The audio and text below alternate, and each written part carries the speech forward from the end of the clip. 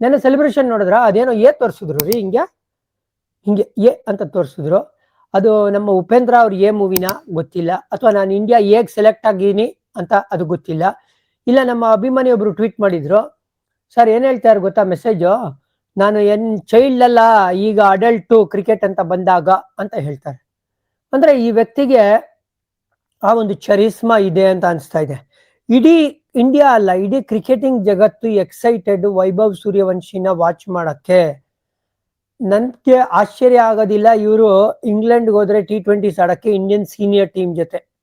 ಯಾಕಂದ್ರೆ ಇವಾಗ ನೀವು ನೋಡಿ ಎಲ್ಲ ಓಪನರ್ಗಳನ್ನು 10 ಟೀಮಲ್ಲಿ ಇಂಡಿಯನ್ಸ್ ತಗೊಳ್ತಾರ. ನಾನು ಇವರು ಸ್ಟ್ಯಾಂಡ್ ಔಟ್ ಅಂತ ನಿಮ್ಗೆ ಅನ್ಸಲ್ವಾ? ಇವಾಗ ಆರೆಂಜ್ ಕ್ಯಾಪ್ ಇವ್ರ ತಲೆ ಮೇಲೆ ಕೂತಿದೆ, ಹೈಯೆಸ್ಟ್ ಸ್ಟ್ರೈಕ್ ರೇಟ್ ಇವ್ರ ಹತ್ರ ಇರೋದು.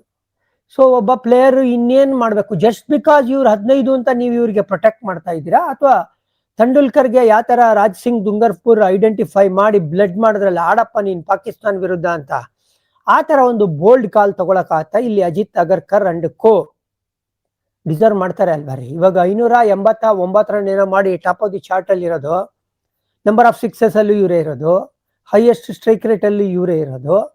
ಆಮೇಲೆ ಯಾವುದೇ ಬೌಲರು ಇವ್ರಿಗೆ ಪ್ಯಾನಿಕ್ ಮಾಡ್ತಾರೆ ಅಂತ ಗೊತ್ತಾಗ್ತಾ ಇಲ್ಲ. ಆಮೇಲೆ ಕಂಪೇರ್ಡ್ ಟು ಎನಿ ಓಪನರ್ ಇವರು ಅಗ್ರೆಸಿವ್ ಆಗಿ ಆಡ್ತಾರೆ, ಕನ್ಸಿಸ್ಟೆಂಟ್ ಆಗಿ ಆಡ್ತಾರೆ. ಸೊ ಇನ್ಯಾತಕ್ಕೆ ಕಾಯ್ತಾ ಇದ್ದೀರಾ ಅಂತ ಒಂದು ಪ್ರಶ್ನೆ ಬರುತ್ತೆ.